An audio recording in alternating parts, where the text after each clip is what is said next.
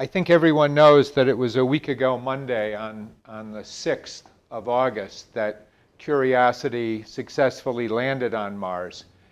And that same day, Diane was down in Leesburg, and Lynn had a discussion with the candidate slate, and he said, this changes everything.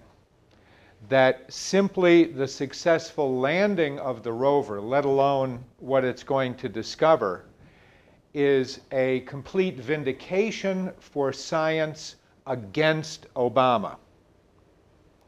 And he went on to say that it challenges the entirety of the Obama presidency, and that it fulfills the hopes of 2 to 3 generations for a future. And so I want to discuss a little bit why that's the case, because since that day, Lynn has been completely aggressive and forceful that this is the key to everything else we're doing. Now, why is that? That's essentially what I want to address. And to begin that, I want to show a video of Franklin Roosevelt's first inaugural speech, or at least the first several minutes of it, because it goes very much to the question of the mindset of the population as well as the Congress, the political leadership of the country. Roosevelt was inaugurated on March 4th of 1933, roughly 3.5 years after the stock market had crashed in October of 1929. During that 3.5 years, Herbert Hoover was still president. The unemployment lines were growing. The shortage of food, and remember at that time, no unemployment insurance, no Social Security.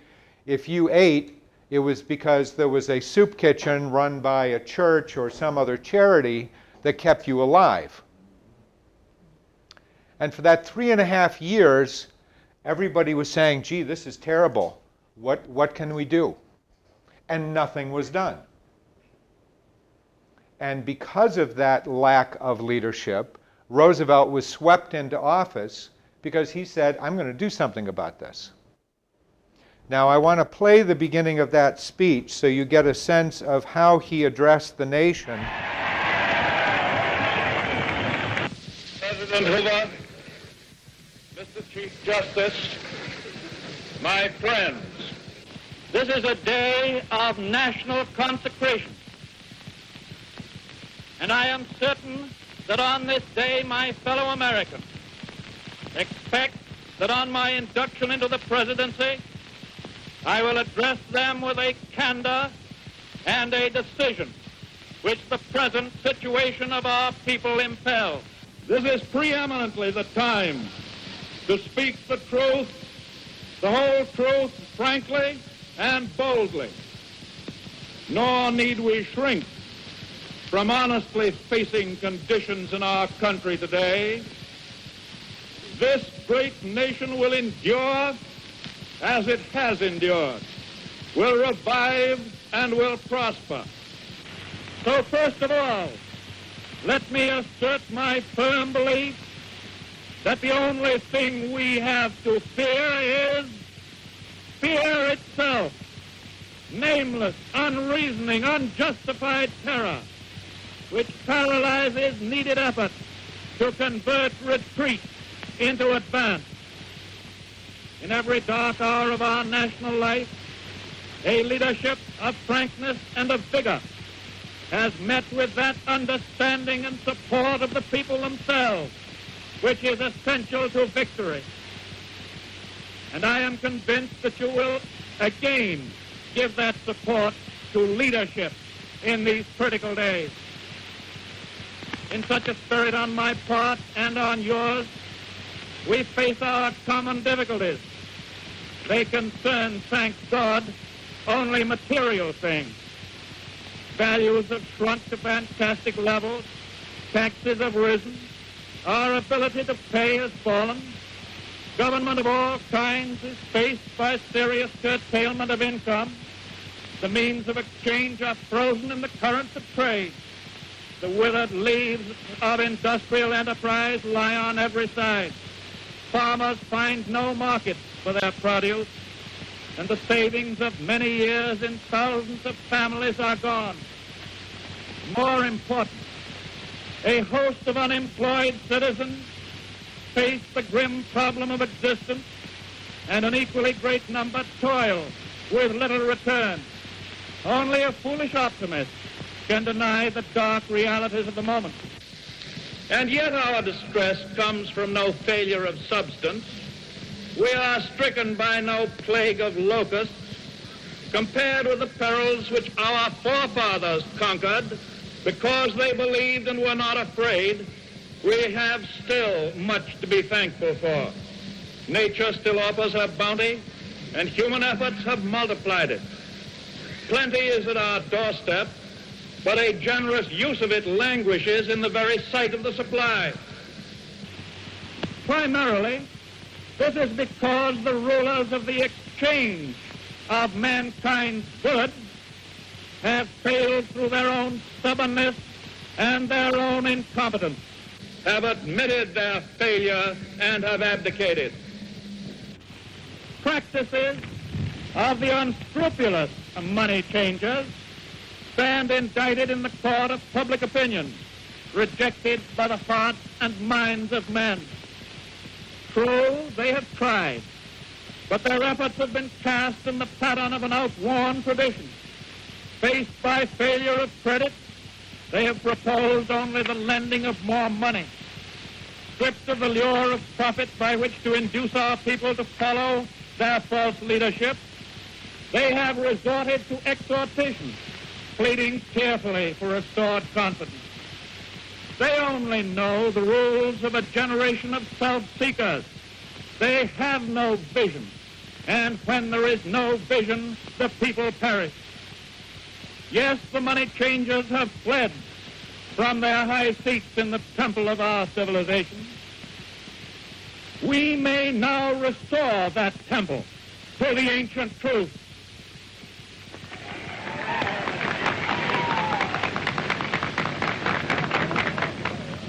The measure of that restoration lies in the extent to which we apply social values, more noble than mere monetary profit. Happiness lies not in the mere possession of money. It lies in the joy of achievement, in the thrill of creative effort. The joy, the moral stimulation of work no longer must be forgotten in the mad chase of evanescent profit. These dark days, my friends, will be worth all they cost us if they teach us that our true destiny is not to be ministered unto, but to minister to ourselves, to our fellow men. Recognition of that falsity of material wealth as the standard of success goes hand in hand with the abandonment of the false belief that public office and high political positions are to be valued only by the standards of pride of place and personal profit. And there must be an end to a conduct in banking and in business which too often has given to a sacred trust the likeness of callous and selfish wrongdoing. Small wonder that confidence languishes, for it thrives only on honesty, on honor, on the sacredness of obligations, on faithful protection, and on unselfish performance. Without them, it cannot live. Restoration calls, however, not for changes in ethics alone. This nation is asking for action, and action now. Now, I trust that much of that sounds very familiar. Yeah, now what? Oh, that at least got rid of the buzz. Now, the specific quote that people are most familiar with is, "We have nothing to fear but fear itself." Now, did fear cause the Depression? No, I seem to remember something about wild financial speculation on Wall Street, buying on margin, leverage, all those things. Did a lack of fear create jobs? If you sit home and feel confident, does the phone ring with a job offer? Right? So it's not obvious. I mean, that's the quote that everyone knows. And he goes on to say that it's unreasoning, unjustified terror which paralyzes the will to act, the will to take effective action to actually solve the problem. Now, Franklin Roosevelt knew the solutions. He had studied Alexander Hamilton. He actually cared about the real human beings whose lives were being ripped apart by this depression and by the corrupt money changers, the people who were running the financial system who had actually caused this. But it's also this very clear understanding. He talks about the joy of creative achievement. He talks about this from the standpoint of what is the purpose of our lives, what is truly valuable in society, not the pursuit of money and material things. And that's the kind of leadership that the population was able to respond to.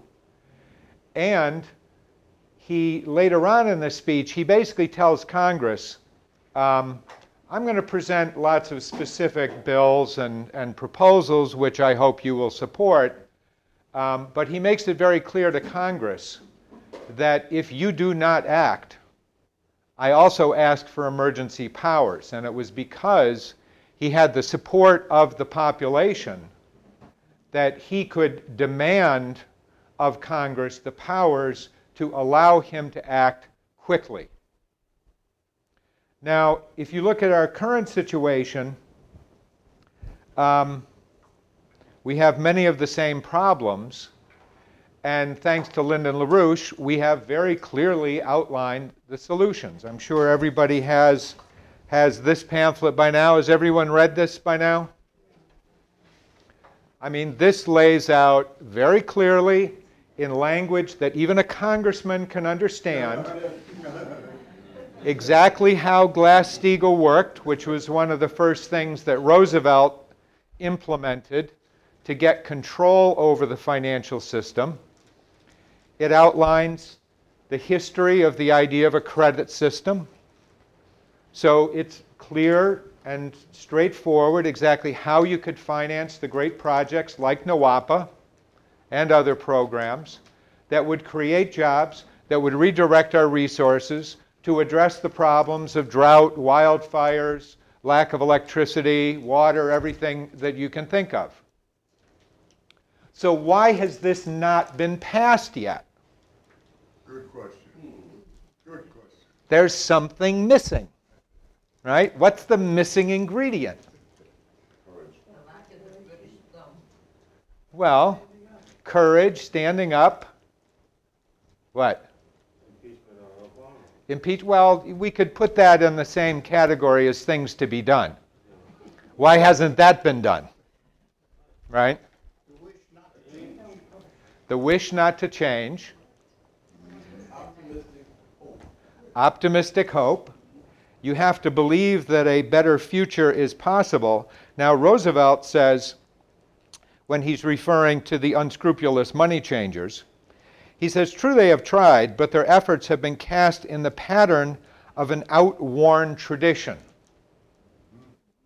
Faced by failure of credit, they have proposed only the lending of more money.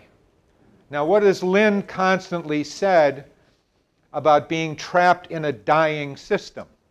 And this also goes to the question that Diane was bringing up, or that people were asking her, don't they get it? If they blow up the world, they're going to die themselves. they can't see the possibility of anything other than the system which they have run for centuries, because that's the way they believe man is constructed. Man is an animal. He's driven by the urges of pleasure and pain, and that you create a system to control and manipulate those urges. And that's how you maintain a stable society where the few rule over the many. So in many ways, we have exactly that same problem where you have the mindset, the ability to conceive of options other than those that already exist, seems to escape people from Congress on down to your next door neighbor.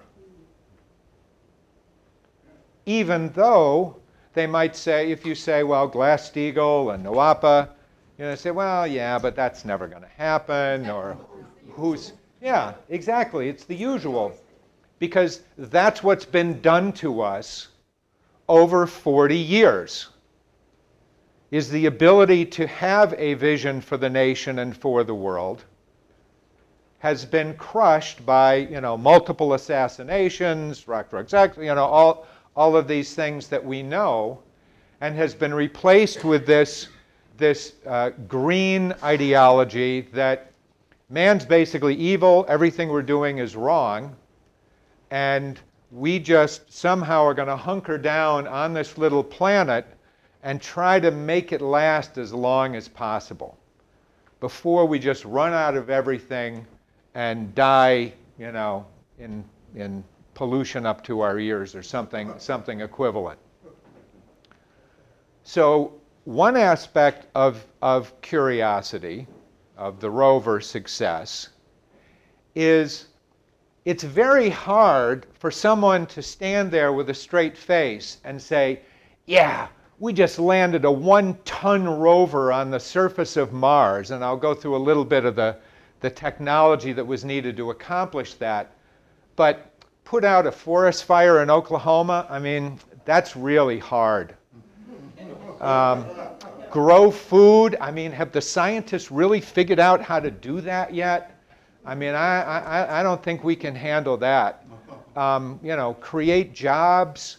How can you say that if anybody at this point, and this is part of what Lynn is getting at, anybody who gives you these silly arguments when you say, well, we should pass Glass-Steagall, well, I don't know, say, what's the matter with you, buddy? Don't you know we just landed a 1-ton rover on Mars and we're going to, this is what we're capable of doing. And that was one of the real spin-off effects of the whole space program going back to the 60s. Because you had this outlook. Man, if we can do this, we can do anything. What do you mean there's starving people in the world? What's the problem? What do they need? They need water, they need good seed, they need fertilizer, they need tractors. And that produces food. So let's do it. And that's the kind of outlook that is crucial if we're going to get this program implemented, if we're going to get Obama impeached, all of that. So that's number one. Lynn is very excited about what this demonstrates, not only about what we're able to achieve, because we should never think of this as just sort of a nifty technological achievement with lots of technology and lasers that can zap rocks and cameras and all of this. It goes much more directly to the question of what is the nature of man? What is it about our lives which isn't mortal? What is it about our lives that is going to be valuable and be valued by future generations, assuming that there are some? And that is this capacity for discovery, for creative achievement, and for the betterment of those future generations. And one of the things I've always liked about the space program is You can talk about the wonderful spin-off technologies and, you know, medical monitoring devices and all the kind of high-speed computers, all the things that have come out of the space program. But the thing I've always liked the most about it are the things that seem to have absolutely no immediate benefit to you. I mean, this rover on Mars, it's not going to bring back gold like Columbus's ship did, right? I mean, there have been, you know, missions of adventure and discovery that brought back loot, brought something back. Well, this rover is not going to bring anything back. We spent $2.5 billion to put it on Mars, and that's where it's going to stay. But it's exactly those sort of intangibles that are, in fact, the most powerful contribution of programs like this. Precisely because it inspires people. And people may know this story. There was I think it was an 11-year-old girl in Kansas named Clara Ma. They had a contest to name the rover. And this was about, I think it was 4 years ago, 3-4 years ago. So technically the rover is called the Mars Science Laboratory. Kind of a NASA name, you know, because that's what it is. So they had a naming contest, and she wrote an essay as I think an 11-year-old about Curiosity. You not only had to pick the name, but write an essay about why you thought that was an appropriate name. And it's valuable to think of yourself as an 11-year-old sitting in Kansas who found out somewhere, probably through her school, that they were having a naming contest for this rover going to Mars. And it's very useful to think of yourself as an 11-year-old who simply sees these things happening, or imagine an 11-year-old today who sees these spectacular, you know, photographs and animations and everything that are available at NASA's website or JPL's website, looking at this and saying, wow, I want to be part of that. And someone who wants to be part of that has a much different conception of what is possible than, you know, someone who's been beaten down for 40 years and can barely, you know, get out the front door in the morning because things seem so bleak. So that's part of it. Now, another thing I want to show you is a speech from JFK. Now, this was at Rice University, and the date of it was September 12th of 1962. Now, just to refresh your memory, Kennedy was sworn in January 20th of 1961. The Cuban Missile Crisis was developing through much of 1962. The actual blockade of Cuba that brought us closer to thermonuclear war than at any time prior to today was in October of 1962.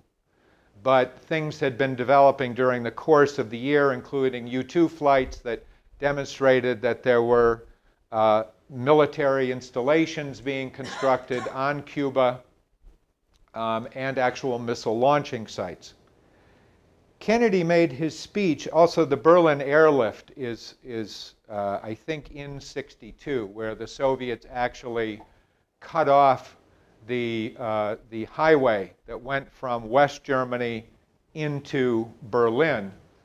And there was a massive airlift required to bring food, coal, medicine, etc. to the residents of West Berlin for a period of months. In the midst of that, on September 12th of 1962, Kennedy spoke at Rice University in Houston, Texas. And he made another speech which is very famous, where he announced the plans to go to the moon. And I'd like to play the beginning of that speech as well. President Pitzer, Mr. Vice President, Governor, Congressman Thomas, Senator Wiley and Congressman Miller, Mr. Webb, Mr. Bell, scientists, distinguished guests, ladies and gentlemen. I appreciate your President having made me an honorary visiting professor, and I will assure you that my first lecture will be very brief. I am delighted to be here, and I'm particularly delighted to be here on this occasion.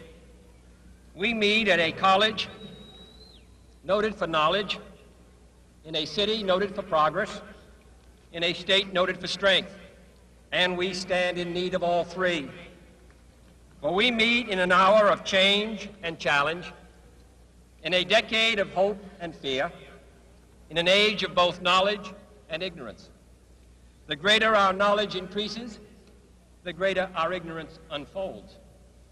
Despite the striking fact that most of the scientists that the world has ever known are alive and working today, despite the fact that this nation's own scientific manpower is doubling every 12 years in a rate of growth more than 3 times that of our population as a whole, despite that, the vast stretches of the unknown and the unanswered and the unfinished still far outstrip our collective comprehension.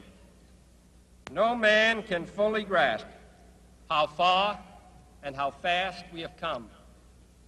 But condense, if you will, the 50,000 years of man's recorded history in a time span of but a half a century. Stated in these terms, we know very little about the first 40 years, except at the end of them, advanced man had learned to use the skins of animals to cover them. Then about 10 years ago, under this standard, man emerged from his caves to construct other kinds of shelter. Only 5 years ago, man learned to write and use a cart with wheels. Christianity began less than 2 years ago. The printing press came this year. And then less than 2 months ago, during this whole 50-year span of human history, the steam engine provided a new source of power. Newton explored the meaning of gravity. Last month, electric lights and telephones and automobiles and airplanes became available. Only last week did we develop penicillin and television and nuclear power. And now, if America's new spacecraft succeeds in reaching Venus, we will have literally reached the stars before midnight tonight. This is a breathtaking pace, and such a pace cannot help but create new ills as it dispels old. New ignorance, new problems, new dangers. Surely the opening vistas of space promise high costs and hardships, as well as high reward. So it is not surprising that some would have us stay where we are a little longer, to rest, to wait. But this city of Houston, this state of Texas, this country of the United States was not built by those who waited and rested and wished to look behind them.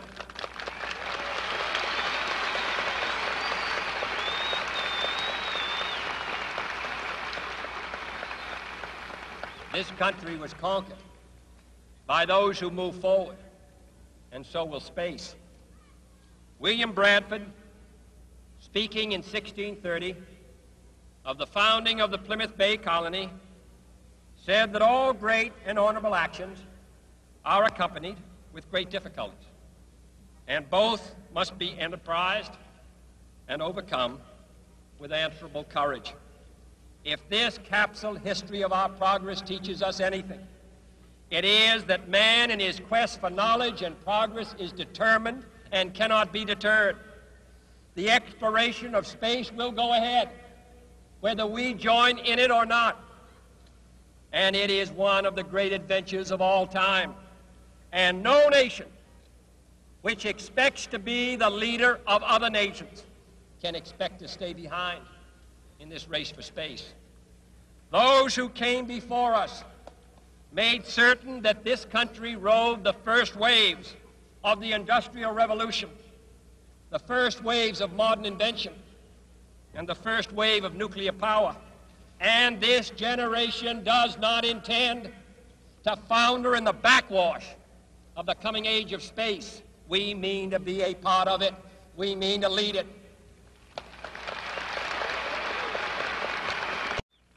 For the eyes of the world now look into space, to the moon, and to the planets beyond. And we have vowed that we shall not see it governed by a hostile flag of conquest, but by a banner of freedom and peace. We have vowed that we shall not see space filled with weapons of mass destruction, but with instruments of knowledge and understanding. Yet the vows of this nation can only be fulfilled if we in this nation are first, and therefore we intend to be first.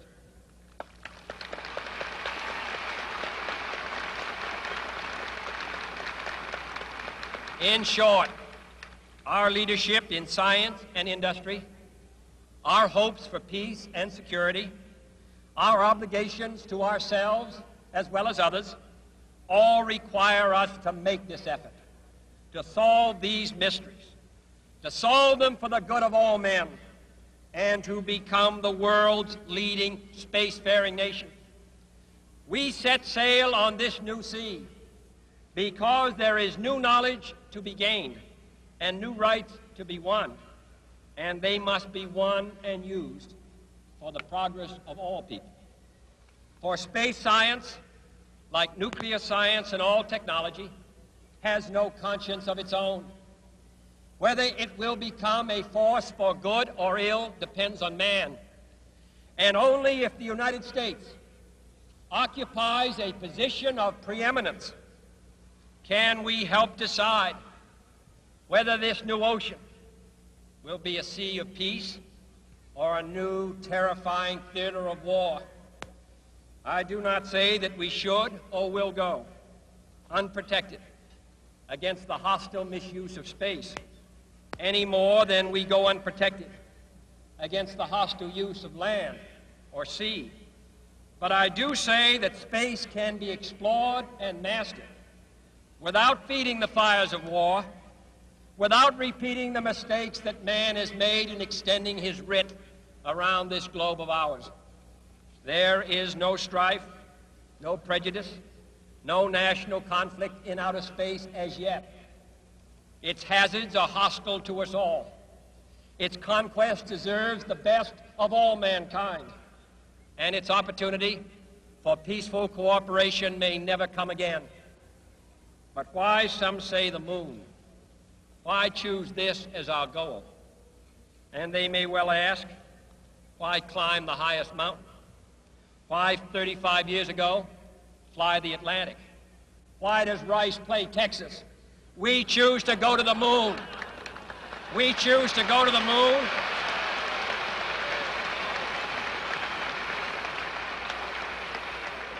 We choose to go to the moon in this decade and do the other things, not because they are easy, but because they are hard. Because that goal will serve to organize and measure the best of our energies and skills.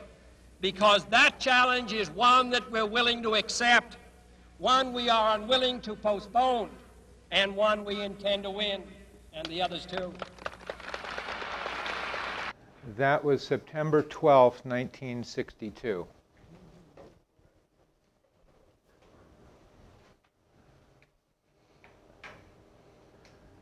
Now that's leadership, and something that Lynn has also emphasized just recently. You know, again, this was in the midst of the Cold War. This was after the Bay of Pigs. This was in the midst of the Cuban Missile Crisis, the Berlin airlift. And this is how he responded to that. I mean, obviously, there were other aspects to it, but part of it was launching the Apollo project. Now, we've discussed also recently Ronald Reagan, somewhat later, about 2 decades later, was confronted with the growing threat of mutually assured destruction, still in the context of the Cold War with the Soviet Union, where the technology had advanced to the degree that particularly submarine-based nuclear missiles could obliterate the political capitals of the world, military centers of command within a matter of minutes. And Reagan wisely chose to adopt the program that Mr. LaRouche had been fighting for a number of years, the SDI, the Strategic Defense Initiative, which said we need to use technology to eliminate once and for all this threat of nuclear annihilation. Because if one missile gets fired accidentally or deliberately, and you have 5 minutes, 3 minutes to decide, try to find the phone number for, you know, your counterpart in the Kremlin or in Washington, and say, did you really mean to fire this missile? Or, oh no, it was really an accident. We promise there won't be any more. It's too late. The decision has to be made on the spot. Is this an all-out nuclear attack which will wipe our nation off the face of the earth? And do we retaliate now while we can still get the missiles out of the silos? And that people like Edward Teller, people who had been involved in developing the hydrogen bomb, who were well aware of the dangers that these technologies posed, also recognized that there could be a basis for cooperation that would lay a strong foundation for peace. And that was always our perspective, that these technologies were not simply there and not simply usable to attack nuclear missiles, but that this opened up a whole new way of trying to control and direct energy in new ways. The whole nuclear fusion program is integrally tied in with this. Laser confinement, things of that nature. And it's also relevant that today, when we are faced with an imminent danger of nuclear war, caused primarily by the disintegration of this whole financial system, and the fact that some people would be willing to either blow it all up or perhaps in their mind thinking of it from the standpoint of it's like playing a game of chicken. You drive 2 cars at each other at 60 miles an hour, and you just assume if you act really, really crazy, that the other guy will swerve because he assumes you're crazy enough to crash head on. So therefore you win, because the other guy blinked. So that may be the thinking of these Brits and others who think that pushing Russia up against a wall, showing that we're insane enough to attack Syria in spite of the fact that there are thousands of Russians who undoubtedly are manning radar installations and other things, that if we act crazy enough, they'll blink because, well, Syria is really not worth going to nuclear war over. Iran's not really worth risking the annihilation of the human race. So they'll blink. And it's Lyndon LaRouche who is responding to that with not only constructive programs for rebuilding the economy, but emphasizing that which is best in our human nature, this creative urge to discover, to explore, typified by curiosity. And we'll get to Obama a little bit later.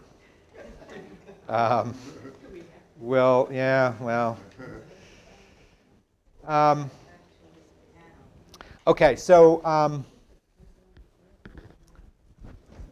what I want to show you now is a few slides from the, sort of the history of rovers on Mars.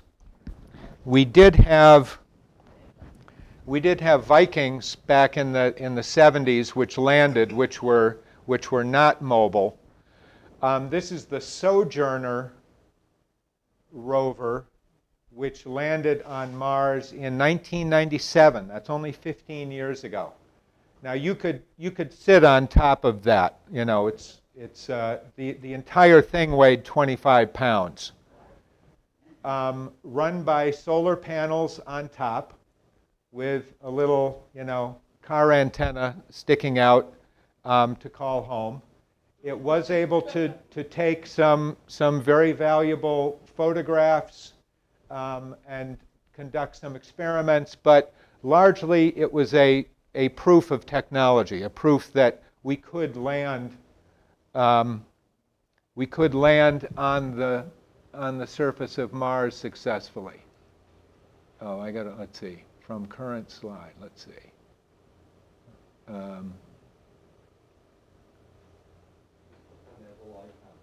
Which icon? From current slide. That's what I did. Oh, there we go. Okay.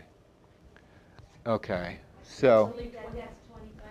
Yeah. So Hold. what do you mean 25 pounds? One wheel could be 25. No. No. This was little. This was a cute little rover like this, that the whole thing weighed 25 pounds. Yeah, yeah, like an ottoman or something. Now this compares. This is the Sojourner that we just saw, and this is the Opportunity and Spirit rovers that were landed in 2004.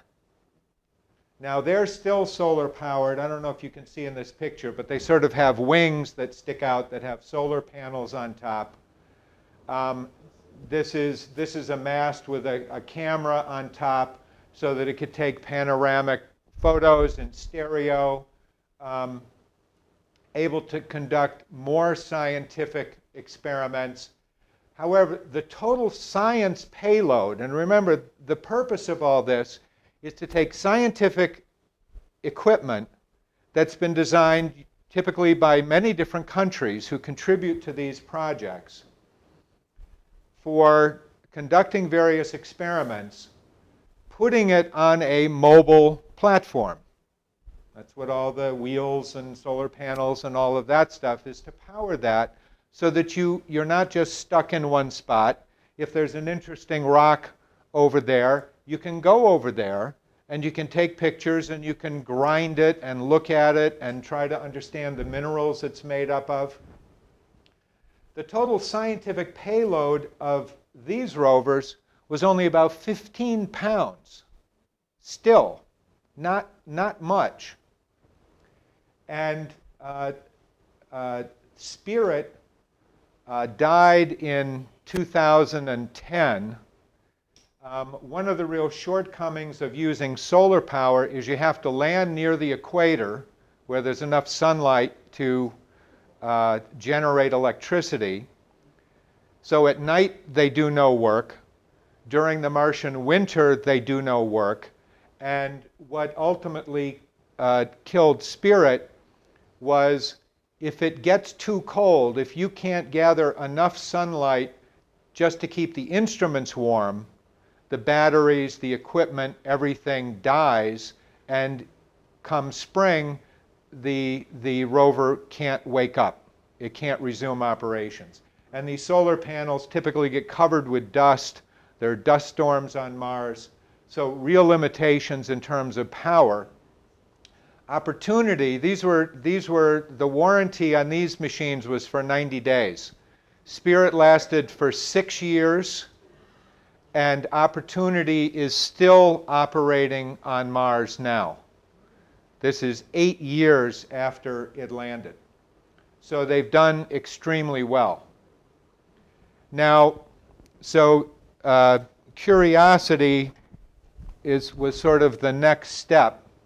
Now, the rovers that I showed you so far were light enough that you could land them on Mars by having a heat shield, you know, like we see with capsules with astronauts on them. They have a heat shield that slows it down somewhat, and then a parachute pops out that slows it some more. And in the case of the two rovers I showed you, then they deploy the airbags and simply let it bounce. So that with these large airbags, in the center of that cluster is the rover. So that after this bounces, you know, 15 or 20 times, it comes to rest, they deflate them, and they can open it up, and out come the rovers. The Curiosity rover was too big. This is a picture of Curiosity. It weighs a ton. Okay, it's the size of a minivan. It's about 10 feet long. When this mast with the cameras on top is erected, that's 7 feet tall. The total science payload on this is 186 pounds. So it's the actual science experiments on here, the cameras, the laser, the weather station, all of the actual scientific equipment, that weighs 186 pounds out of a ton. So there's still a lot that's required to get those scientific experiments, that equipment, onto Mars and be able to move it around where you want to go. One of the things I was most excited about is it uses nuclear energy for an energy source. It has on the back end here, it has about 10 pounds of plutonium, which provide both heat, which they use. This box here, they have a lot of equipment, computers, and some of the scientific experiments are inside that, where it can be kept nice and warm, whatever temperature you want. And aside from heat, it produces a little over 100 watts of electricity, which still is not a lot, which is one reason these things still move quite slowly. The maximum speed on this is about 1 mile an hour. These are the wheels. And I have a picture here that compares the sizes. This is about the size of a car tire in terms of diameter. It's sort of a flat band here and, you know, open in the center. I'll show you that. That's a technician. And just for fun here, part of the tread design, they have these holes. In Morse code, it spells out JPL for Jet Propulsion Lab. So as this thing is rolling across the Martian soil, they're going to be advertising for JPL. That's right. Product placement. Okay, and that just compares the size of the wheels from the Sojourner to the Spirit and Opportunity to Curiosity in terms of size. Now, I'll just show you quickly. I'm not going to try to go through all the experiments that the rover carries on it, but I'll just point out a few things. From this mast, these are two cameras here so that it can take panoramic pictures in stereo. This is called a ChemCam, which has a laser, actually a fairly high-powered laser in it, with the idea that something up to about 25 feet away, if it sees an interesting rock, it can zap it with the laser and then take the spectrum of the of the elements that are vaporized in the process. So there can be a rock over there. It can zap it with a laser, see what seems to be in the rock, and then decide either to go over to that rock and explore it more in depth, or it may be a rock that it can't reach. One of the things I'll show you a picture here, the reason they chose this site is it's a crater with a 17,000 foot high mountain in the center, which is all eroded. So you get all these sedimentary layers exposed on the side of that mountain, which could be sort of a Rosetta Stone for the history of the planet. So there may be places where you can see something interesting, but you can't reach it. The arm, there's an arm, I don't know if you can see it very well. I guess there's an arm which has sort of a turret with multiple different instruments on that turret, which can extend about 7 feet. But there may be things of interest that it can't reach with that instrument. They can find out some valuable things there. On that turret, they have a drill. They can drill about 2 inches inside a rock, take out with a little auger, take out the powdered sample, and drop it into sample, little chemistry lab inside, to look for various carbon compounds, organic compounds that could exist. It has a couple spare drill bits in case they break one. It can take spectroscopic analysis. It can use alpha particles to bombard rock and see what kind of the X-rays that are produced in the rock. That can tell them things about the minerals that are present. It's been firmly established that there has been liquid water on the surface of Mars. That was proven conclusively by Spirit and Opportunity. They found minerals. You may remember things like, you ever remember hearing about blueberries on Mars? Yeah. You ever heard that? Well, there's certain these little nodules of hematite, which is an iron compound. A lot of the Martian soil is reddish from iron, from oxidized iron. And there are certain compounds that will only form in water, or perhaps will only form in water that has a certain pH. So that the types of minerals you find can tell you a lot about the conditions that existed when those compounds were formed. Now, the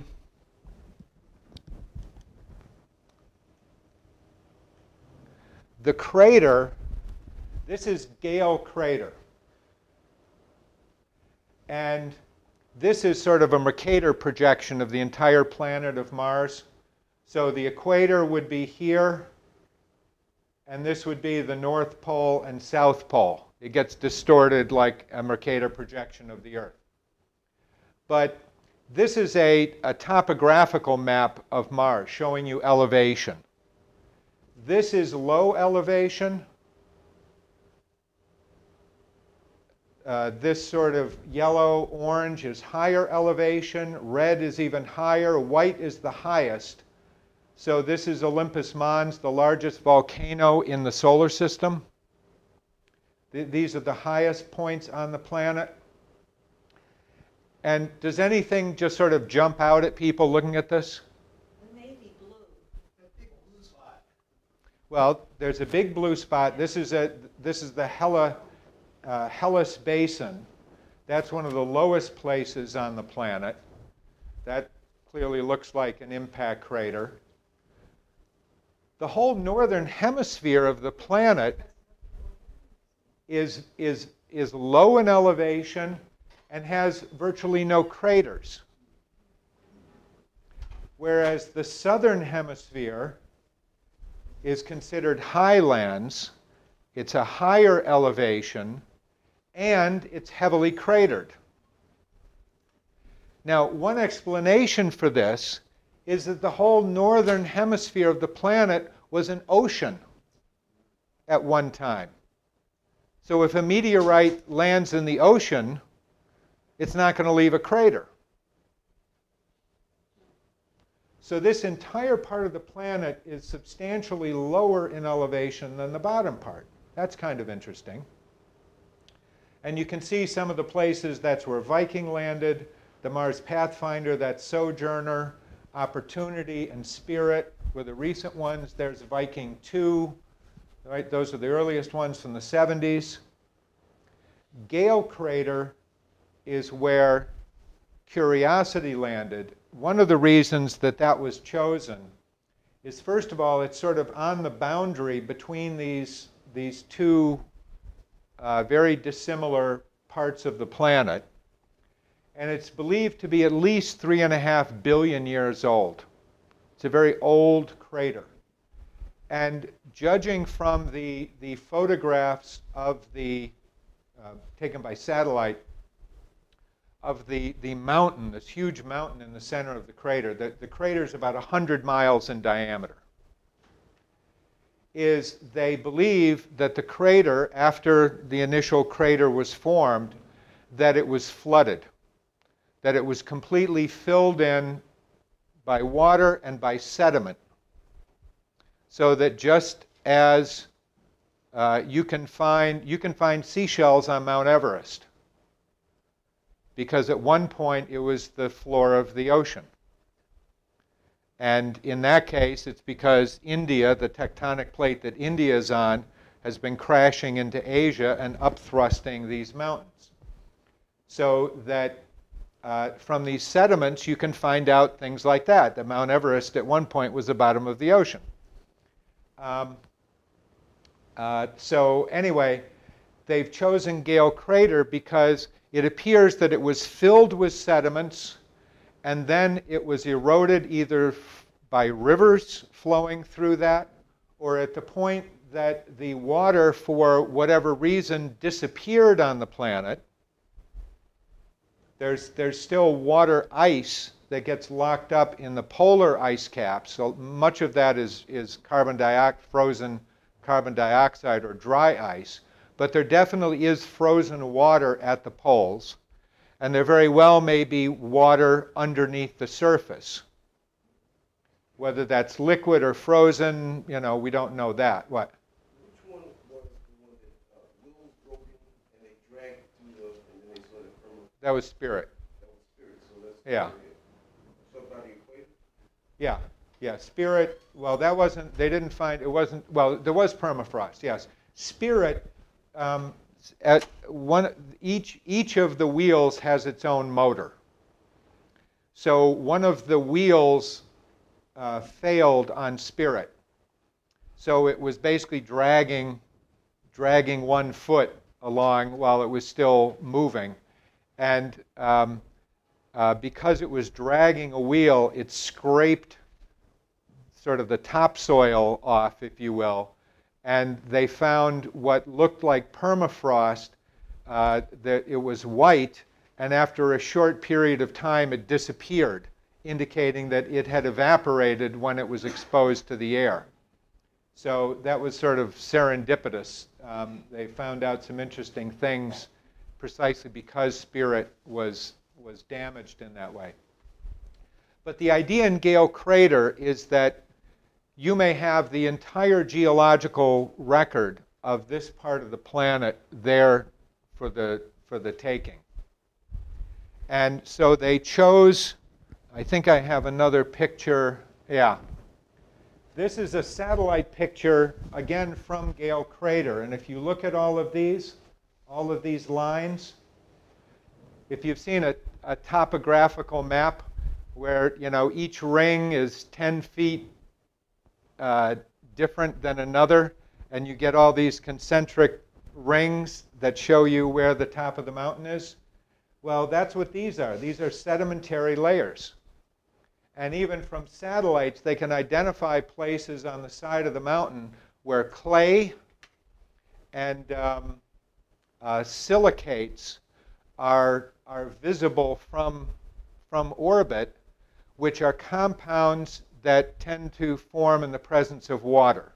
So they already have some specific things that they know they want to look at.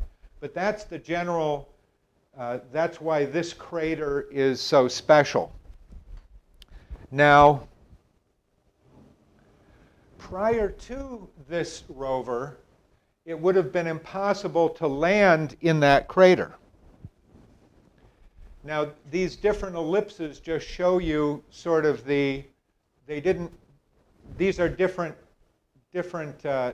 missions that did land on Mars. They did not all land here except for Curiosity. This was the target area, which was 12 miles by 4 miles. Because you're coming at an angle, a bullseye, a nice round circle, winds up as an ellipse. And this is just comparing the size of that target ellipse for the different projects. This is the Viking. And it's sort of, they use the size of the Gale crater just for comparison. But the early Viking 76, you know, you would have been lucky if you could have even hit the crater at all. Pathfinder, this is just 15 years ago. Opportunity and Spirit, 8 years ago. Phoenix, which actually landed up in a high latitude specifically to try to look for water. That was not a rover, that was stationary. And then Curiosity, which after traveling 350 million miles to get to Mars, it came within 1.5 miles of dead center where they wanted to put it. So the idea was to put it on this flat area in the crater, so you don't have to worry about you landing on a boulder and flipping over when you land, and as close as was considered reasonable to the foothills of that mountain. This is the mountain, Mount Sharp, and these are the foothills of the mountain. So to get that sort of accuracy, one of the things they had to do, which had never been done, is they had to be able to steer. When it hit the top of the atmosphere, it was going 13,000 miles an hour. Okay, it took 8.5 months to get there. It's going 13 miles an hour. And within about 7 minutes, it's going to be on the ground one way or another.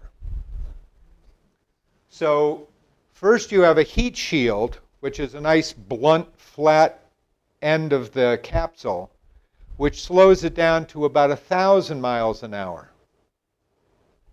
Then you deploy, and during that phase, for the first time, they had maneuvering jets that they could use to steer it so that they could put it where they wanted it to go. That has never been done. Then they release a parachute when it's traveling 1,000 miles an hour, the largest supersonic parachute ever developed, which had to open perfectly. That slows it down to 200 miles an hour. But because the atmosphere is thin, it's only 1%, the density of Earth's atmosphere, it won't slow you down any more than that. You know, if you jump out of an airplane with a parachute, you can just land on the ground. You're going a few miles an hour and you're fine. This would have hit at 200 miles an hour, which would not have worked too well. And the airbags were not an option because it weighed a ton. It was too heavy. So they had to come up with another way of actually landing it. And they describe some of these videos. They're very interesting. Some of these news conferences where they ask these guys, well, how'd you figure this out? Said, well, we spent a lot of time up at the whiteboard. You'd have 3 or 4 different people coming up and say, no, that won't work. We'll try this. And they came up with this idea, what they call a sky crane, where after the parachute has done its job, no, not yet. They release the rover. They basically let it loose. So now it's in free fall. And it has this thing called a sky crane, which does have rockets on it. The rockets fire to slow it down. But then they're saying, well, if they actually landed with those rockets, it would throw up so much dirt and debris that could damage all the equipment. So what do they do then? They say, well, then they called it a sky crane, which means that this frame that has rockets on it has cables, and they actually lower the rover down from this rocket-powered crane, which is sort of hovering in the air about 20 or 30 feet off the ground, ever so softly. And then when the rover actually touches the ground, the crane, they use explosive bolts, they cut the cables, and the sky crane has to shoot way over on the side so it doesn't land on the rover, it just landed.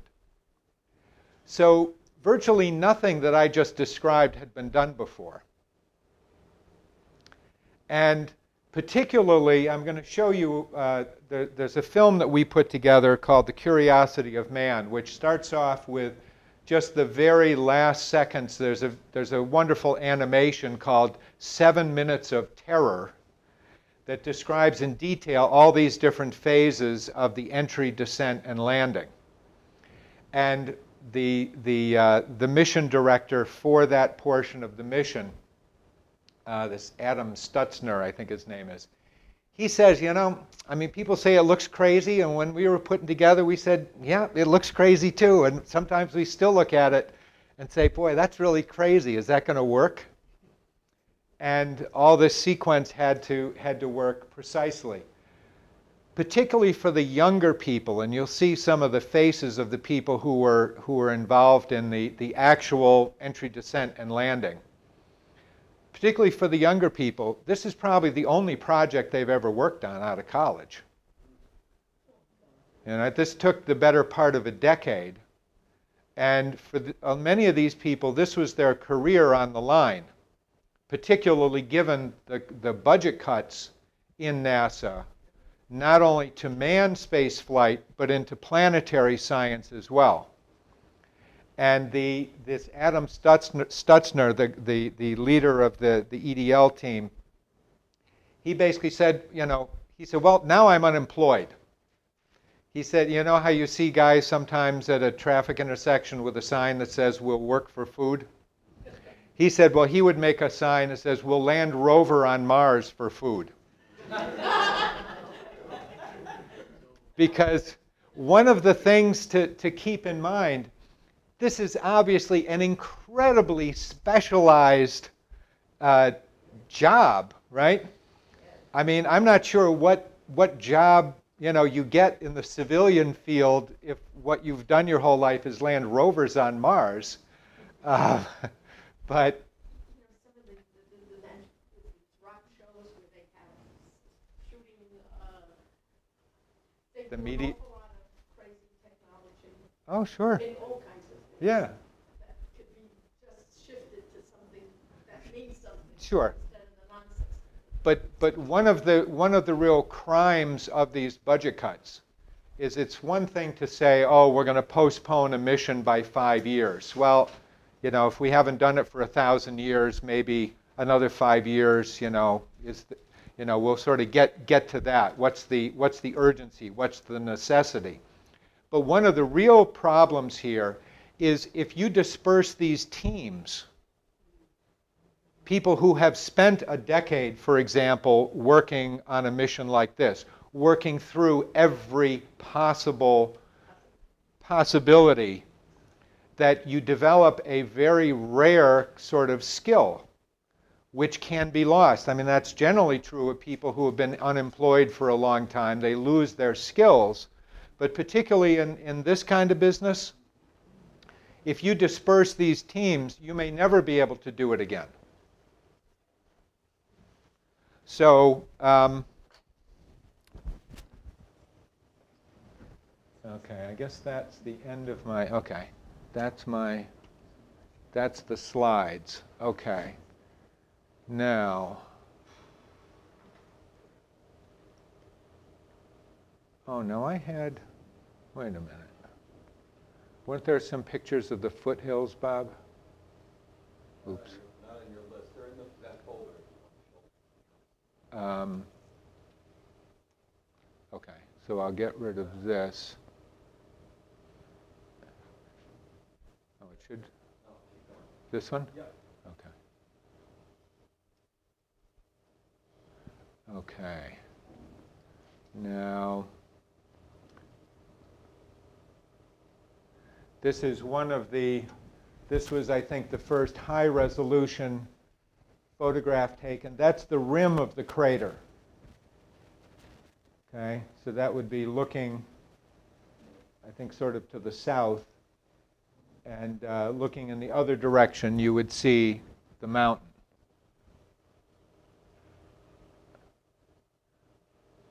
And, oh yeah, this is called the treasure map. So they have determined their immediate plans for where they're going to go. This is the landing site. That's where Curiosity is. This is a spot about a quarter of a mile away where the geology looks interesting. There are different types of materials that seem to come together. They're planning to go there. That may take them a couple weeks to go over there. And then these are sand dunes, which they want to avoid. And then they want to come down here. It's called Base of Mount Sharp. And this is lower reaches of Mount Sharp. These are sort of the foothills where you can see both the sedimentary layers, and in particular in here are these clays and silicates that they're very interested in looking at. And if you look right here, this looks like water or landslide or something flowed down here. And this is sort of a delta, or alluvial fan, they might call it. So they would probably like to, they're going to get as far up this mountain as they can. They said yesterday it might take them the better part of a year to get down here. One of the reasons that the mission, the primary mission, is 2 years is because that's roughly the length of one Martian year. So the idea is to see changes on Mars, the weather, the atmosphere, whatever they can measure, that occurs throughout the 4 seasons, throughout a full Martian year, which, again, the other rovers, which were dependent on solar power, could not do. They could not operate in the winter months. So that's generally where they're planning to go now. And I can show you All this white stuff that looks like snow, what is that? these are just black and white pictures. So it's just rock. I have another picture which was just taken in the last day or two. This is actually taken from Curiosity, looking at, this is the foothills of Mount Sharp. They just took this picture yesterday or the day before. So you can see this is roughly 6 miles away, I think. So they can get very high resolution. And I think this actually extends 2 kilometers, is longer than that. But you can begin to see, you can see these layers that run all the way across the picture. You can see different colored material.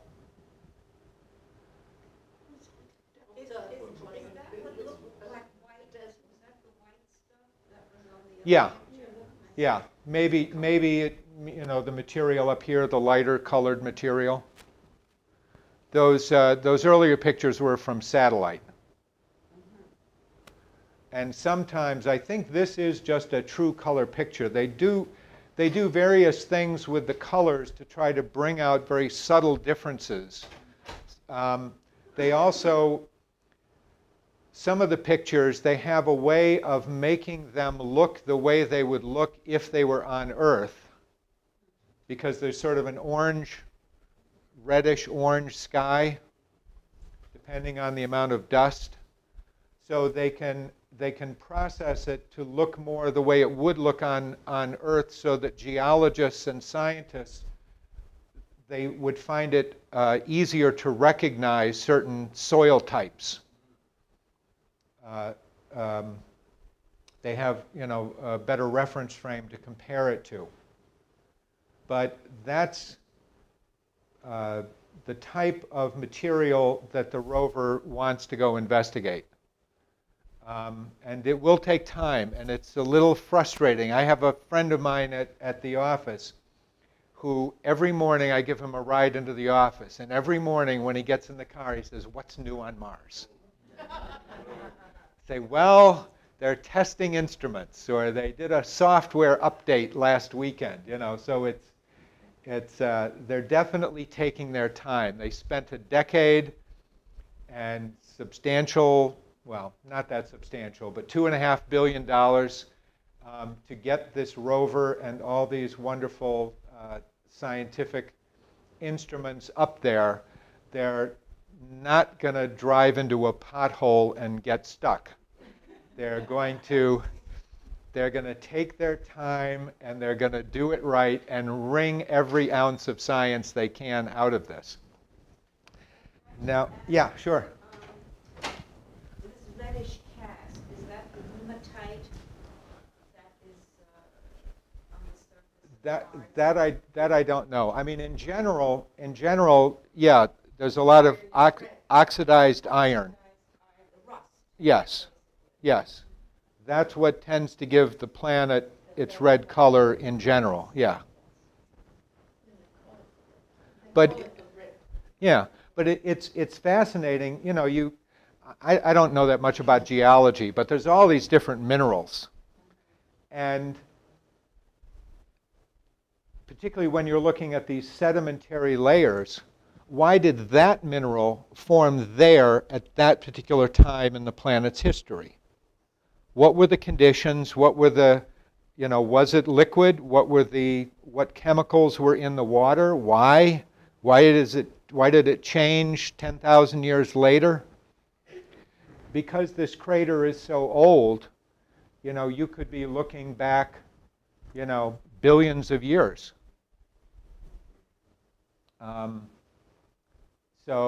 That's why I say it could be a real Rosetta Stone in terms of trying to understand the history of the planet. Why did it if it had liquid water, where did it go? Why did it disappear?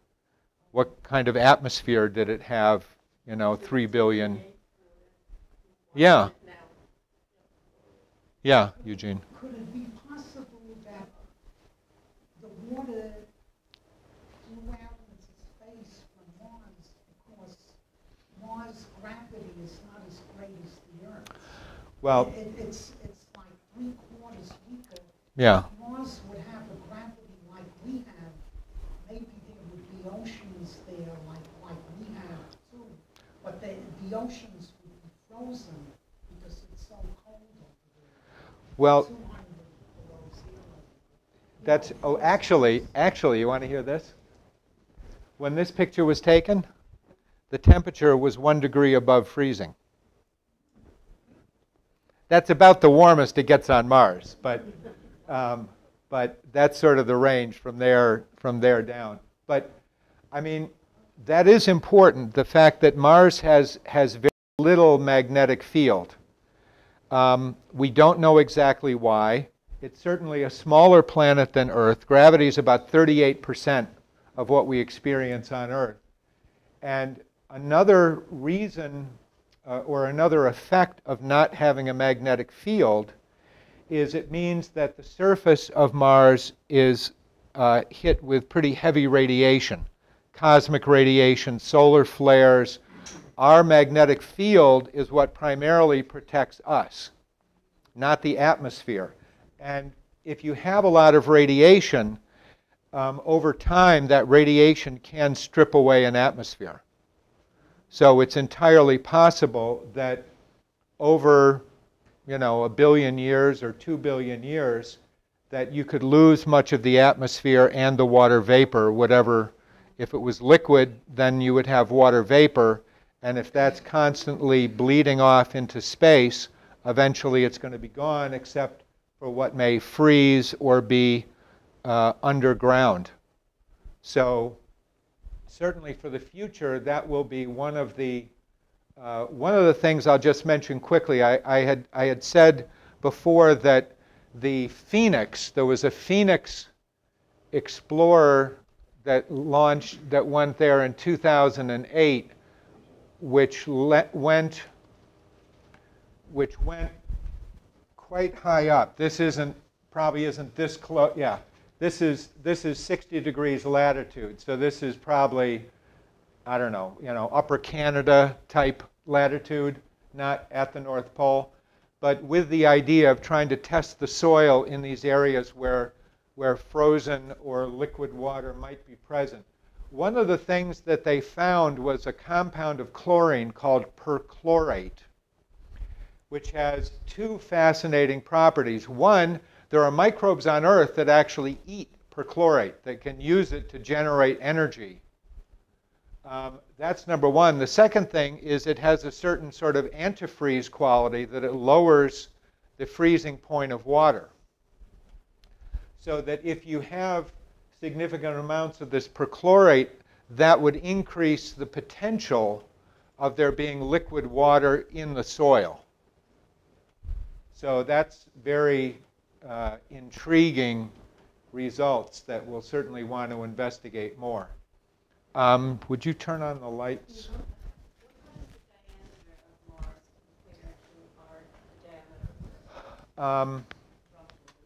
I think it's little, yeah, maybe a little more than half, but that's about right.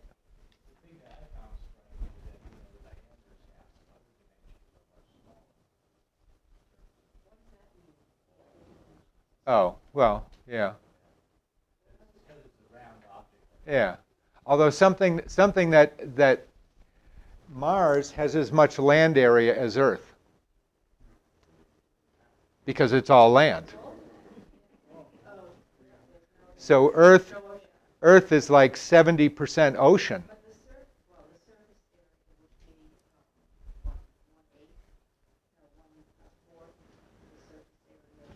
Something like that, which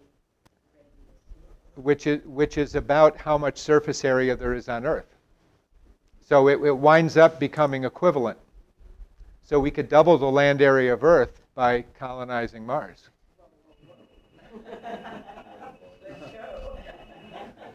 Okay, now. I could get a bigger apartment. Townhouse, here I come. Okay, now we've come to the part of the presentation where I must talk about he who shall not be named, about Obama.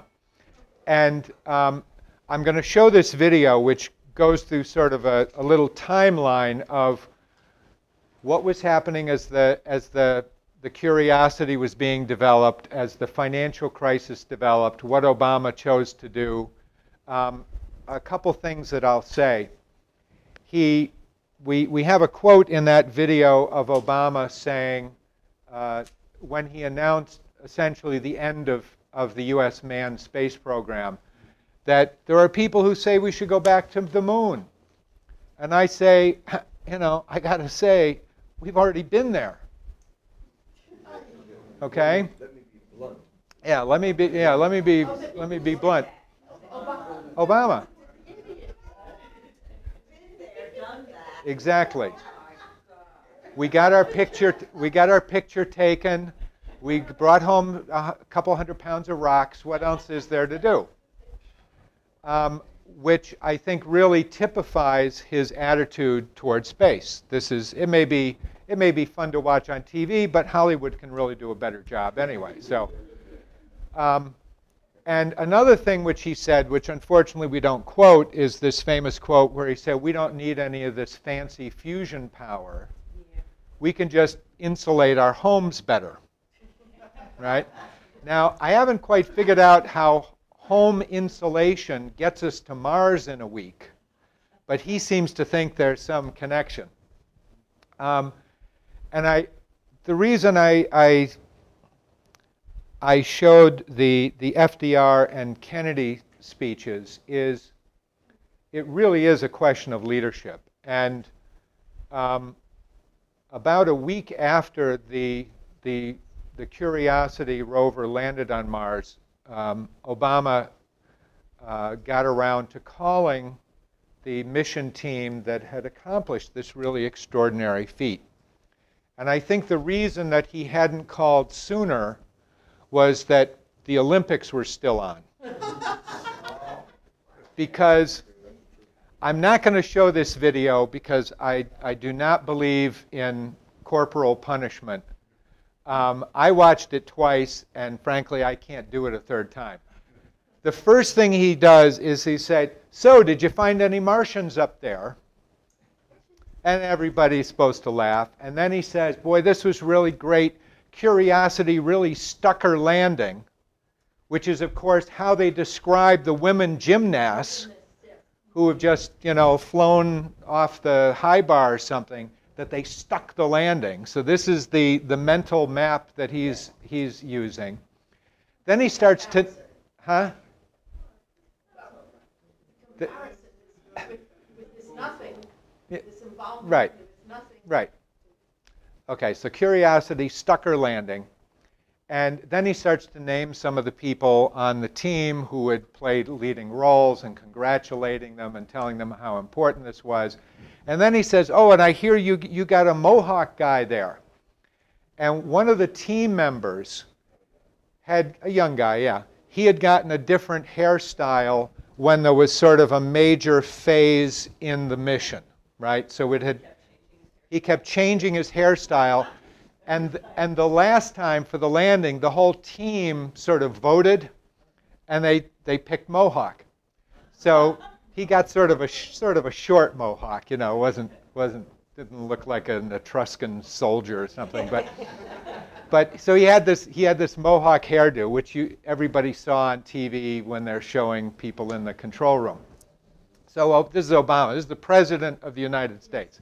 Said, "So I hear you got a Mohawk guy on the team. At one time I had thought about getting a Mohawk in the past, and now I hear you're getting all these marriage proposals and Twitter followers. Maybe I should revive that idea and see maybe if I should get a Mohawk." Then he said, well, you guys are a lot cooler now than the old NASA people who wore white shirts and pocket protectors. Right, the people who put us on the moon, right? Then he says, now in conclusion, he says, "Now you be sure to let me know if you do make contact with any Martians." This is the second cartoon reference. If you do make any contact with Martians, because I got a lot of things on my plate, but I think that would go right to the top of my list if you did. And then he just lied. He said, "I want you to know that, I'm making a firm commitment to protect these assets," presumably meaning the team, the whole project. As you will see in this video, he has done nothing but to cut that budget, including a 40% cut in the planned budget for Mars in the future. We had been committed to working with the European Space Agency for projects that would land either in 2016 or 2018 called ExoMars.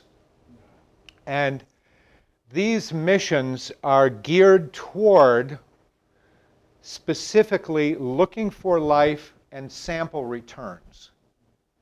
Because everybody who's been involved in the space program, in these sort of, particularly the Mars expeditions, they realize that as wonderful as these rovers are, and as much as you can do, 186 pounds of scientific equipment is not very much. You go into a laboratory, whether it's chemistry or an electron microscope or the spectrographs and all the things that science could bring to bear.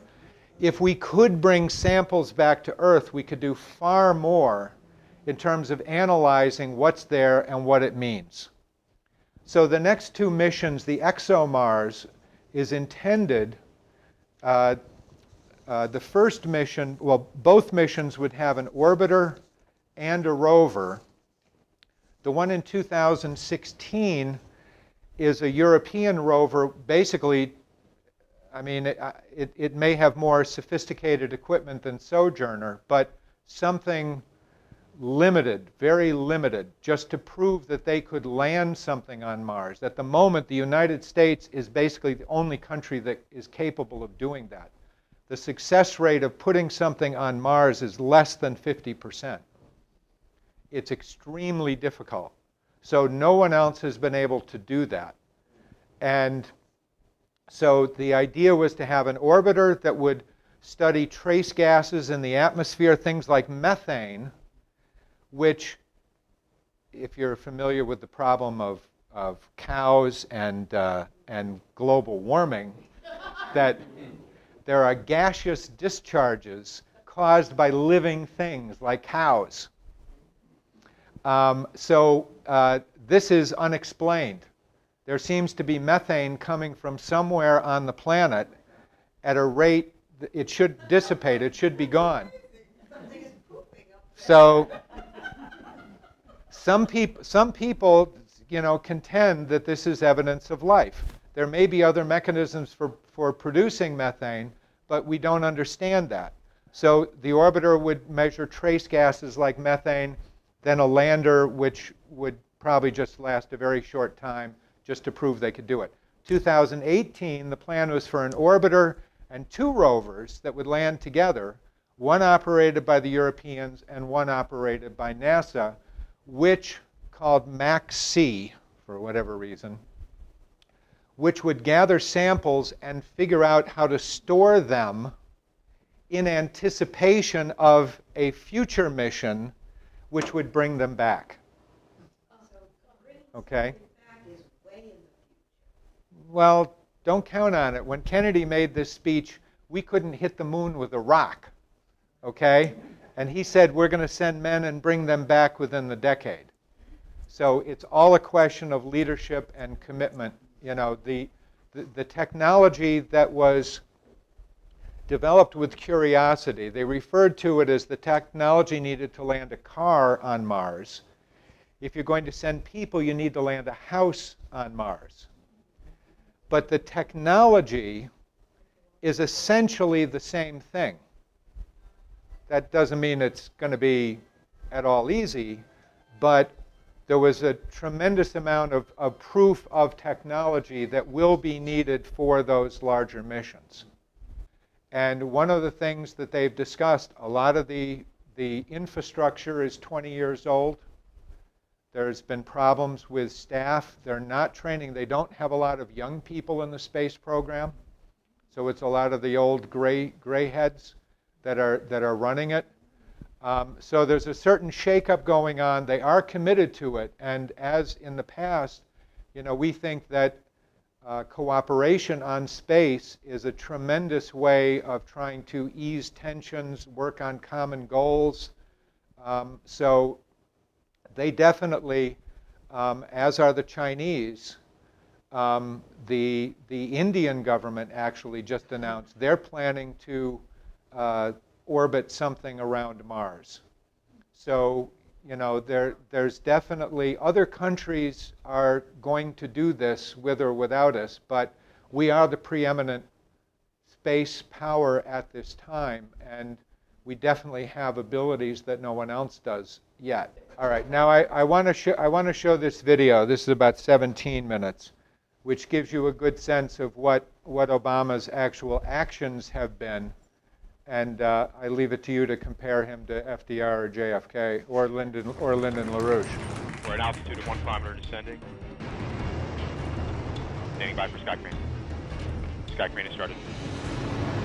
That's the sky crane with the rockets firing, lowering the rover down to the surface.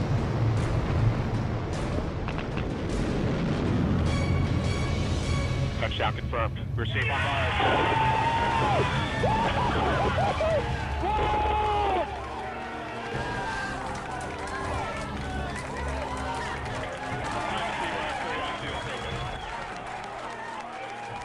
And I think we have to consider that the success of this landing, even just a landing of this type in this way, despite the risks involved, considering the people involved who did it, demonstrates something of grave political importance. And it's international, it's just not U.S. and or Europe. This is international importance. We have vindicated science against Obama, the anti-scientist, the enemy of science. I understand that some believe that we should attempt a return to the surface of the moon first, as previously planned. But I just have to say, pretty bluntly here, we've been there before.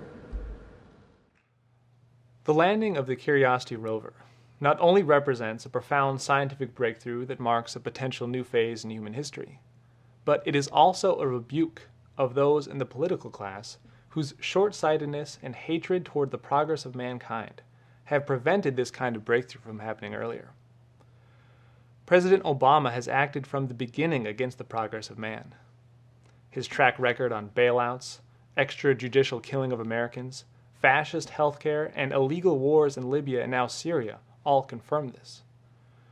More to the point, Obama's stated commitment to shut down NASA's Constellation program, along with our overall capabilities in space, demonstrate a commitment to international finance over the long-term national interests.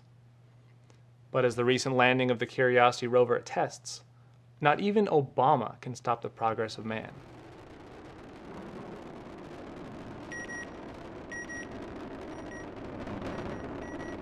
Political bickering that happens in Washington. And they understand. In 2008, the Bush administration begins the first of a series of massive bailouts to AIG, Bear Stearns, Fannie Mae, Freddie Mac, and JP Morgan Chase. These bailouts forced governments to cut vital programs, defending the interests of Wall Street and the City of London. Presidential candidate Hillary Clinton calls for saving homeowners and protecting legitimate banking activity, and there is immense support for her all across the United States, while then candidate Obama supported the Bush bailout. With Obama, even as a presidential candidate, the handwriting was already on the wall on his policy to destroy NASA. By January 2008 and the run-up to the Florida primary, candidate Obama said he supported the Bush plan to retire the space shuttle in 2010, and that NASA is no longer associated with inspiration. Later, on August 2nd, Obama specified that his $10 billion plan for education would be paid for, in part, by delaying the NASA Constellation for 5 years. The Bush-era Constellation plan was the only replacement for the planned retirement of the space shuttle.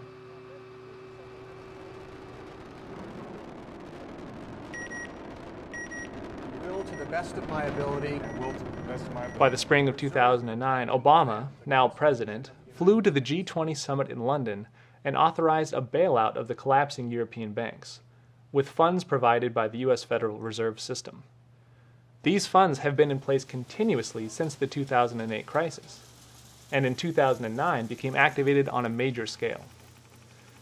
Lyndon LaRouche knew at this point that this was not simply a misguided support of a policy by Obama, but was characteristic of his failed personality and the reason he was put into power in the first place. When our new president, Barack Obama, left the United States for his arrival in London for the G20 meeting, he not only abandoned our United States for a time, he also abandoned what had been the hopes of many of the nations and peoples of the world. Many in Europe and elsewhere came away from the experience of his recent travels abroad with a sense of an outraged by experience of mixed incompetence, confusion, and even outright betrayal. Essentially for the purpose of that. In June 2009, the administration charters the Augustine Commission to come up with options for the future of manned spaceflight, considering that Constellation is behind schedule. By September 15th, the committee concludes that at current funding levels, Constellation was unsustainable, and that a $3 billion per year increase in NASA's budget would be needed to keep it viable. It proposed, instead, 4 options for the administration, each of which would end NASA's Ares 1 rocket program, and would require private companies to carry crews into Earth orbit. In December 2009, Senators McCain and Cantwell introduced the Banking Integrity Act to return to a Glass-Steagall type separation of commercial and investment banking. This would save and defend the remaining legitimate assets in our banking system while writing off the toxic waste foisted upon our books by Wall Street and the City of London. Most importantly, it would stop any further bailouts. Rather than press for the adoption of this law, the Obama White House created the Dodd-Frank legislation to take the wind out of the sails of the legitimate Glass-Steagall bill, replacing it with a mannequin of legislation that no one ever believed would work. Dodd-Frank was created precisely because it wouldn't work, and to stop Glass-Steagall, which would. Whether Glass-Steagall was in effect or not would have had no impact on AIG. Whether Glass-Steagall was in effect or not had no impact on Lehman Brothers. There were serious problems in the economy that post-date the whole Glass-Steagall situation.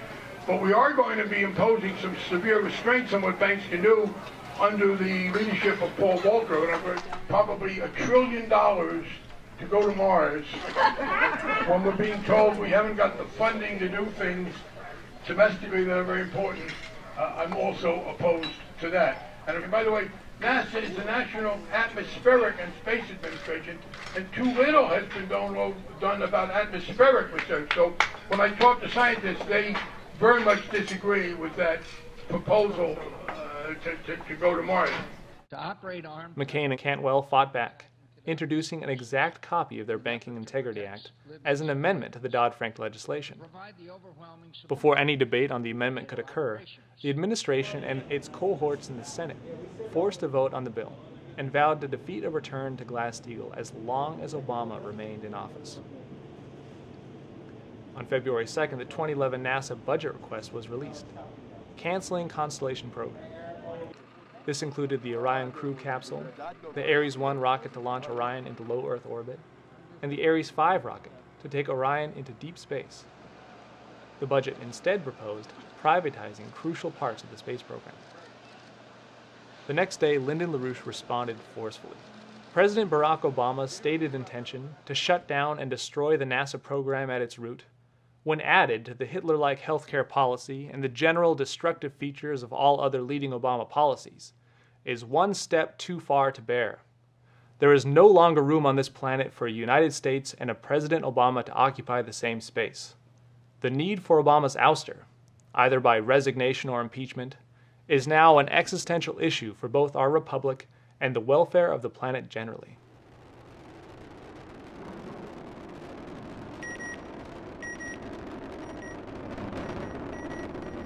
In a February 12th letter to NASA Administrator Bolden, 29 congressmen accused the administration of illicitly shutting down the Constellation program, even though it was authorized by Congress.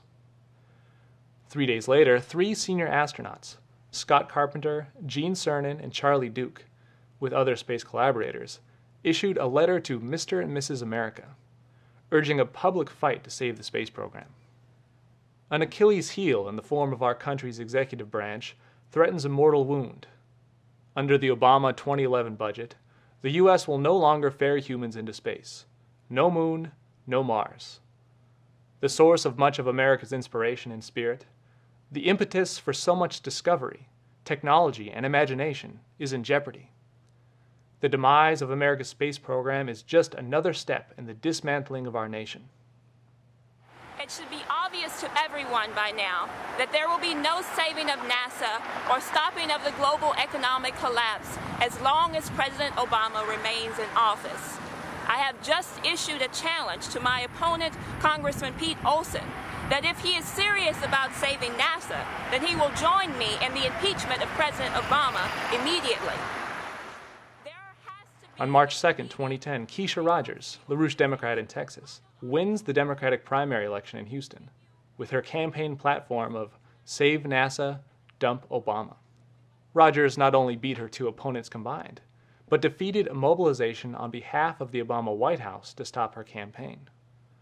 On May 12th, astronauts Neil Armstrong, Gene Cernan, and Jim Lovell testified before the U.S. Senate, attacking the Obama anti-space exploration program. Still not adequately funded.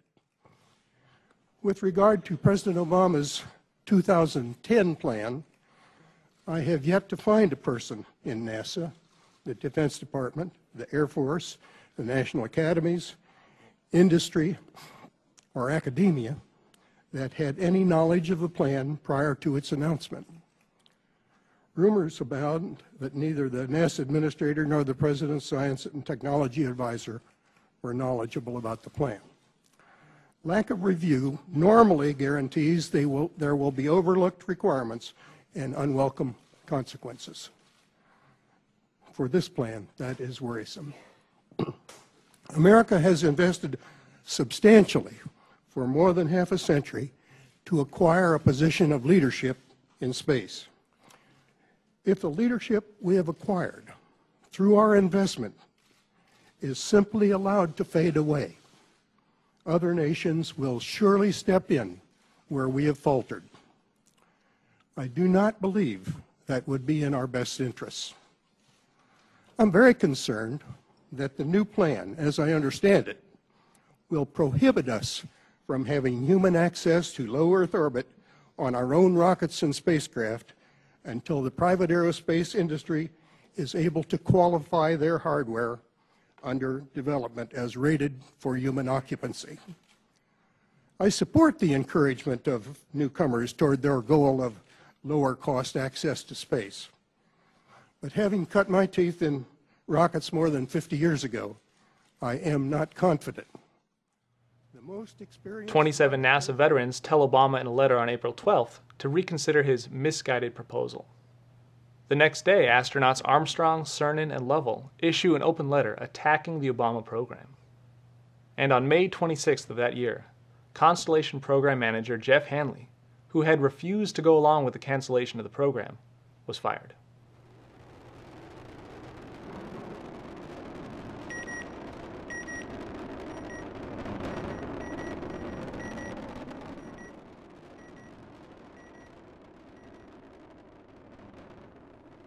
By spring of 2011, further cuts from the White House and Congress result in canceling further space science missions, such as the Mars astrobiology mission, and puts in doubt NASA cooperation with the European Space Agency on the 2 ExoMars missions in 2016 or 18. NASA also pulled out of 2 astrophysics experiments with the ESA. T-minus 13, 12, 11, 10.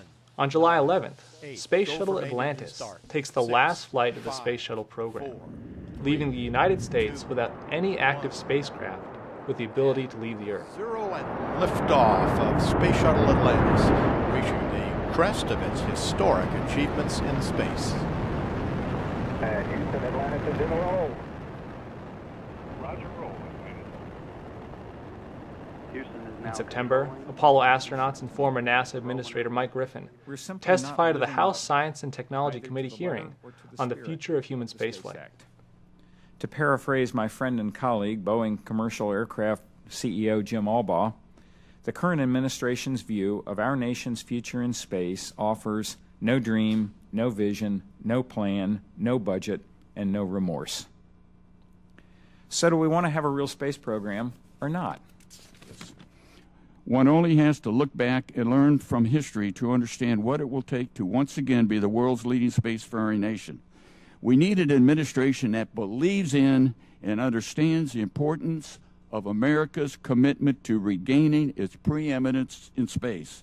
An administration which provides us with a leader who will once again be bold, just as JFK was, and challenge our people to do what history has now told us is possible. We must have a forward-looking independent NASA who can advise. The question posed to citizens of our republic is, are we committed to space? Are we committed to progress? There is now a widespread revolt against Obama and disgust for his anti-science policies. Glass-Steagall legislation in the House of Representatives has become a juggernaut for the return to legitimate banking in the country. Keisha Rogers again won her primary in 2012. Calling for returning our nation to global leadership in space, following the necessary, immediate removal of Obama from office. Several elections over the past year have shown that 40% of voters within the Democratic Party do not support Obama and would vote for anyone but him. It is at this moment, mere weeks from the Democratic nominating convention, that citizens can make good on our long-held American commitment to progress. If Obama is removed from office before the convention, then we can get a workable candidate, and Romney becomes a non-issue. We can return to the great projects and great vision of the Kennedy presidency, with his vision for extended missions to Mars and beyond, and his early support for the NWAPA policy. These policies and these national commitments are now, once again, on the table. T-minus 15 seconds. T-minus 10, 9, 8, 7, 6, 5, 4, 3, 2, 1. Main engine start, 0, and liftoff of the Atlas V with Curiosity, seeking clues to the planetary puzzle about life on Mars.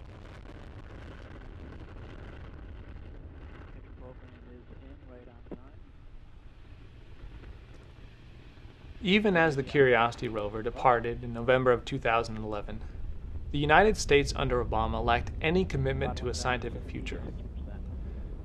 Just as the American population responded with overwhelming support to the eventual successful landing of the rover, we cut most of our remaining commitments to space travel. Despite the efforts of those like Obama, who act as the minions of the collapsing financial oligarchy, as Prometheus warned Zeus, mankind will prosper. And we pass through max Q. In the final analysis, no matter how hard you try to stop mankind's progress, man's curiosity will always drive humanity forward. And full thrust. Center main engine is up and running as expected. Mr. Chairman, we stand here today at a crossroads. If we abdicate our leadership in space today, not only is human spaceflight and space exploration at risk, but I believe the future of this country and thus the future of our children and grandchildren as well. Now is the time for wiser heads in Congress of the United States to prevail. Now is the time to override the administration's pledge to mediocrity. Now is the time to be bold, innovative, and wise in how we invest in the future of America. Now is the time to reestablish our nation's commitment to excellence. Mr. Chairman, Ms. Johnson, ladies and gentlemen, it's not just about space. It's about the country. Thank you, sir. Thank you.